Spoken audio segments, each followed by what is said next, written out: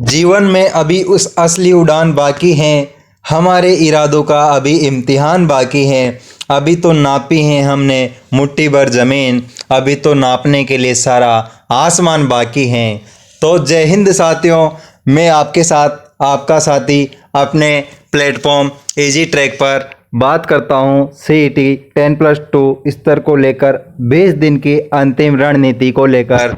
तो साथियों, हम बात करते हैं कि अंतिम 20 दिन में हम अपनी पढ़ाई को कैसे बढ़िया एग्ज़ाम में 40% बना सके तथा एग्ज़ाम पास हो सके, कैसे पढ़ाई करें। कुछ दोस्त इस बात को लेकर कन्फ्यूजन में रहते हैं, वो पढ़ाई करते हैं लेकिन उनको समझ में नहीं आता कि सर मैं कैसे क्या करूं। तो बात करते हैं, आज हम इस बिंदु को लेकर विस्तार में चर्चा करते हैं। देखिए, आज का पहला बिंदु है अपना 20 दिन में सफलता कैसे प्राप्त करें। तो अपने पास है 20 दिन। 20 दिनों में सफलता प्राप्त करने का क्या राज होता है दोस्तों? लक्ष्य का निर्धारण करो। किसी भी काम को करने से पहले उसका लक्ष्य निर्धारित होना अत्यंत आवश्यक है। लक्ष्य के बिना कुछ संभव नहीं है। इसलिए सबसे पहले अपन को लक्ष्य निर्धारित करना आना चाहिए। किसी भी काम को करने से पहले उस काम का लक्ष्य निर्धारित होना चाहिए। सबसे पहला काम है लक्ष्य का निर्धारण करना। तो दोस्तों, अपने किसी भी काम की तैयारी करने से पहले उस चीज़ का लक्ष्य निर्धारित होना अत्यंत आवश्यक है। इसलिए लक्ष्य का निर्धारण कर लो कि मुझे क्या करना है, क्या नहीं करना, और अपने लक्ष्य के प्रति तत्पर हो जाना चाहिए। सेकंड बात है, स्वयं शांत रहो। दुनिया कुछ भी कहे, लेकिन अपन को स्वयं अंदर से शांत रहना है। किसी की बातों पर, फालतू लोगों की अफवाहों पर ध्यान नहीं देना, क्योंकि दुनिया में लगभग सभी प्रकार के लोग देखने को मिलते हैं। हमें नेगेटिव तथा पॉजिटिव बात कहने वाले लोग मिलते हैं। नेगेटिव धारणा बनाने वाले लोग अधिक होते हैं, जबकि पॉजिटिव बात करने वाले लोगों की संख्या कम होती हैं। इसलिए हमें ऐसे लोगों से दूरी बनाए रखना चाहिए तथा उनकी बातों को इग्नोर करना चाहिए। स्टूडेंट की सबसे बड़ी खासियत होनी चाहिए इग्नोर करना। उसको ज़रूरी आना चाहिए इग्नोर होना। किसी भी चीज़ को इग्नोर करना उसको आना चाहिए। अगर वो इग्नोर नहीं करेगा तो उस बात को लेकर उसके माइंड में स्ट्रेस बना रहेगा। तीसरी बात है, दूसरों की कम और खुद की ज़्यादा सुनो। तो लोग कुछ भी कहे, अपना पड़ोसी क्या कर रहा है, क्या नहीं कर रहा, अपना साथी क्या कर रहा है, क्या नहीं कर रहा, उससे अपन को कोई मतलब नहीं है, क्योंकि उसका लक्ष्य कोई अलग होगा, अपना लक्ष्य कोई अलग है। तो अपन को अपने लक्ष्य के प्रति तत्पर रहना चाहिए तथा कोई भी अपन को किसी भी बारे में अगर आपको लगे कि सलाह अच्छी है तो उसको जीवन में अपनाइए। लेकिन आपको अगर अंदर से लग रहा हो कि ये व्यक्ति मेरे खिलाफ बोलता है, तो उसकी बात को वहीं पर सुनकर वहीं से निकाल देना चाहिए तथा उसको इग्नोर कर देना चाहिए तथा अपने माइंड पर स्ट्रेस नहीं डालना चाहिए। और फोर्थ है, आत्मविश्वास रखो। सबसे बड़ी बात है आत्मविश्वास, सेल्फ कॉन्फिडेंस। खुद पर विश्वास होना सबसे ज़रूरी होता है। किसी भी काम को करने से पहले, किसी कार्य की शुरुआत करने से पहले लोग को अपने को खुद के ऊपर विश्वास होना ज़रूरी है। अगर खुद के ऊपर विश्वास नहीं है तो अपन आगे कैसे बढ़ सकते हैं। इसलिए सबसे महत्वपूर्ण है सेल्फ कॉन्फिडेंस। इसलिए अपन को हर काम के लिए कभी भी हारना नहीं चाहिए तथा अपने लक्ष्य के प्रति आगे बढ़ते रहना चाहिए और आत्मविश्वास रखना चाहिए कि मैं कर सकता हूँ, आई कैन डू इट। और आप जहाँ भी पढ़ते हो दीवार पर एक कागज़ में लिखकर चिपका लो आज ही कि आई कैन डू इट, मैं इसे कर सकता हूँ, मैं क्यों नहीं कर सकता। जब वो कर सकता है तो मैं क्यों नहीं कर सकता। वो भी एक मनुष्य हैं और मैं भी एक मनुष्य ही हूँ। सब में बुद्धि समान होती है, लेकिन बुद्धि का उपयोग करना अपने ऊपर निर्भर करता है। और नेक्स्ट है, आत्मनियंत्रण रखो, सेल्फ कंट्रोल। किसी भी चीज़ के बारे में सेल्फ कंट्रोल होना जरूरी होता है। सेल्फ कंट्रोल, आत्मनियंत्रण। जब तक आत्मनियंत्रण करना आदमी नहीं सीखेगा, लाइफ में आगे नहीं बढ़ सकता, क्योंकि आत्मनियंत्रण बहुत ज़रूरी है। अगर कोई अपन को कुछ बोल दे और वो अपन से बड़ा है, अपन उसी के जैसे वहाँ पर बन जाए और उसको उसी वे में जवाब देते हैं तो उस व्यक्ति को मूर्ख माना जाता है, क्योंकि उसमें अपने बराबर ज्ञान नहीं है। आप कुछ भी मान लो, लेकिन उसको इग्नोर कर देना चाहिए। आत्मनियंत्रण की बात करूं तो अपन पढ़ रहे हैं, अपने साइड में फ़ोन पड़ा हुआ है, अपनी इच्छा कर रही है यार 2 घंटे हो गए पढ़ते हुए, फ़ोन चला लेते हैं। नहीं, ऐसा बिल्कुल नहीं, क्योंकि आप 2 घंटे पढ़ लिए, लेकिन आप अगर 10 मिनट फ़ोन चला के वापिस 3 घंटे पढ़ने बैठोगे तो आपके आगे पढ़ने वाले 3 घंटे बिल्कुल व्यर्थ चले जाएंगे, क्योंकि 3 घंटे तक आपके माइंड में वही बात चलेगी जो आपने फ़ोन में देखा, सुना, जो भी किया, वो सब 3 घंटे तक आपके माइंड में रिवाइज होगा। इसलिए बहुत सारे स्टूडेंट रहते हैं 2 घंटे पढ़ लेते हैं, फिर 10 मिनट फ़ोन चला लेते हैं, तो उनका ऐसा व्यर्थ होता है पढ़ना। इसलिए ऐसा नहीं करना चाहिए। अपन लोगों को इन बातों से हमेशा जागरूक रहना चाहिए। नेक्स्ट बात है, लोगों से ज़्यादा बहस मत करो, चाहे वो अपने फ्रेंड सर्किल में हो, चाहे समाज के लोग हो, चाहे परिवार के लोग हो, चाहे रिश्तेदार हो, उनके साथ ज़्यादा बहस नहीं करना चाहिए। क्योंकि कहा जाता है कि व्यक्ति जब चुप रहना सीख जाता है तो उसके जीवन की आधी समस्याएं तो वहीं ख़त्म हो जाती हैं। जब व्यक्ति के सामने कोई परेशानी आती है, कोई प्रॉब्लम्स आती है, लाइफ में बड़ी बड़ी कठिनाई आती है, वो सामाजिक हो सकती है, आर्थिक हो सकती है, मनुष्य जीवन में बहुत सी समस्याएं आती है। अगर व्यक्ति उनसे घबरा जाता है और हड़बड़ाहट में कुछ भी बोल देता है तो ऐसा नहीं बोलना चाहिए, क्योंकि शब्दों का घाव कभी नहीं मिटता। कहा जाता है और मारी हुई चोट तो मिट जाती है, लेकिन शब्दों का, जीभ से कहे गए शब्दों का घाव कभी नहीं बढ़ता। इसलिए अपन को कुछ भी शब्द निकालने से पहले अपन को एक बार सोच लेना चाहिए। इसलिए खुद पर नियंत्रण आना चाहिए। लोगों से ज़्यादा बहस बिल्कुल नहीं करना चाहिए। कोई व्यक्ति किसी बिंदु को लेकर बात कर रहे हैं तो आप लोग अगर वहाँ बैठे हो, उपस्थित हो, तो उस बारे में सुन लो कि क्या करें क्या नहीं कर रहे। अपन को उस बात पर ज़्यादा डिस्कस करने से क्या मतलब है। अपन को तो अपने मंजिल की तरफ आगे बढ़ने के लिए जुनून रहना चाहिए। इसीलिए ज़्यादा बहस करना भी नहीं आना चाहिए अपन को। नेक्स्ट है, खुद के प्रति ईमानदार बनो। ईमानदारी से अपने लक्ष्य के प्रति सजग रहना चाहिए तथा निरंतर मेहनत करते रहना चाहिए। अपन को खुद से ज़्यादा कोई भी नहीं जानता, खुद को खुद से ज़्यादा कोई नहीं जानता। इसलिए व्यक्ति को खुद के प्रति हमेशा ईमानदार रहना चाहिए, क्योंकि उससे ज़्यादा कोई, स्वयं से ज़्यादा कोई नहीं जानता कि मैं क्या कर रहा हूँ, मैं क्या हूँ, और मैं कितनी पढ़ाई करता हूँ, और मेरे एग्ज़ाम की तैयारी कैसी चल रही है, और मैं किस पानी में कितना डूबा हुआ हूँ। तो इसलिए व्यक्ति को खुद के बारे में सबसे जानकारी होती है। इसीलिए अपन को खुद के प्रति तो कम से कम ईमानदार बना रहना चाहिए। नेक्स्ट है, मोबाइल से दूरी बनाओ। मोबाइल अपनी ज़िंदगी का सबसे बड़ा कीड़ा होता है। व्यक्ति को आगे बढ़ने से रोकने में बाधा उत्पन्न करता है मोबाइल है, क्योंकि व्यक्ति में आत्मनियंत्रण नहीं होता है। वो पढ़ता है, मोबाइल चला लेता है बीच में। मोबाइल में अनेक आजकल सोशल मीडिया की चीज़ें, व्यक्ति जैसे इंस्टाग्राम देख लो, फेसबुक देख लो, ट्विटर देख लो, तो इन पर व्यक्ति रील्स देखने लग जाता है। तो रील्स देखते देखते उसको पता ही नहीं चलता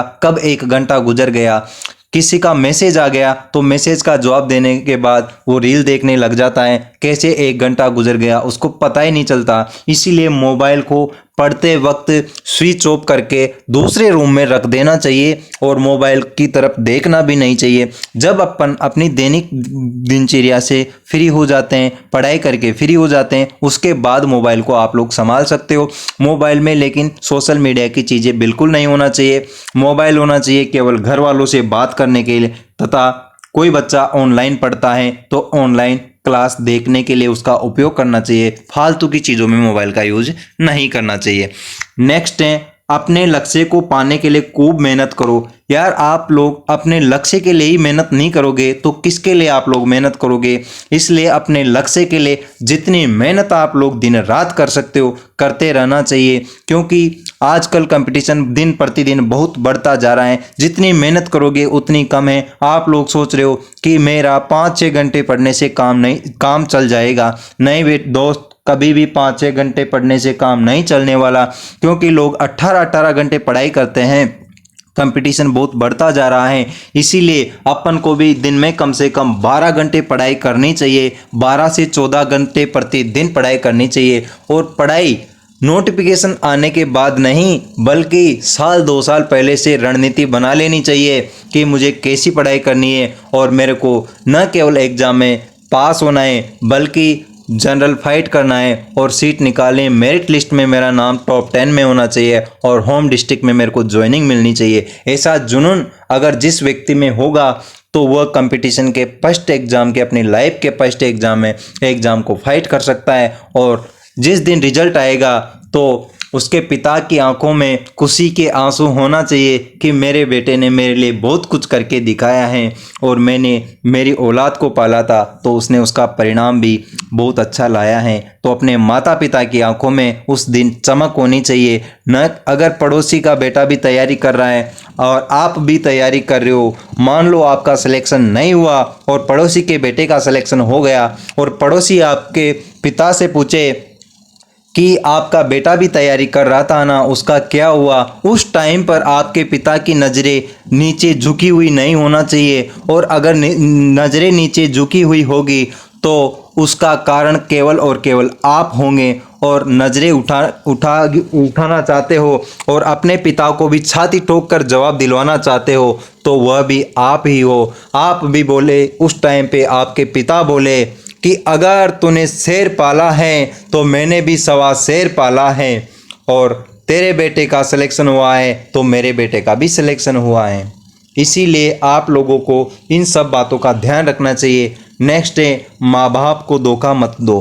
कम से कम उनको तो धोखा मत दो यार, जिन्होंने आपको पाल पोषण करके 18 साल का करके बाहर शहर में पढ़ने के लिए भेजा है और उन्होंने विश्वास करके भेजा है। आप लोगों के लिए 20,000 का मोबाइल देकर लेकर भेजा है और 5,000 में आपके लिए रूम का किराया से खुलवा रखा है। 5,000 आप मंथली खर्चा कर देते हो, 10,000 रुपये मंथली आपके डालते हैं और कहीं से भी डालो, चाहे वो भूखे रह लेंगे, चाहे वो लोग पुराने कपड़े पहन लेंगे, लेकिन आपको कभी भी परेशानी का सामना नहीं करने देते। केवल और केवल वो शख्स हैं अपने माँ बाप के अलावा अपना इस दुनिया में कोई नहीं है, क्योंकि वह हर पल अपनी सोचते हैं कि मेरा बेटा जॉब लगेगा और मेरा बेटा एक ना एक दिन अफसर बनकर ज़रूर आएगा। इसलिए अपने पिता की और अपने माँ बाप की उम्मीदों को कभी भी निरंतर नहीं जाना चाहिए और अपने माँ बाप की उम्मीदें सच्ची होना चाहिए और खुद के प्रति जागरूक बनो। कम से कम हमें खुद के प्रति जागरूक बनना चाहिए, और के प्रति नहीं तो यार खुद के प्रति तो हमें जागरूक रहना चाहिए कि मेरी लाइफ में और क्या है सिवाय पढ़ने के।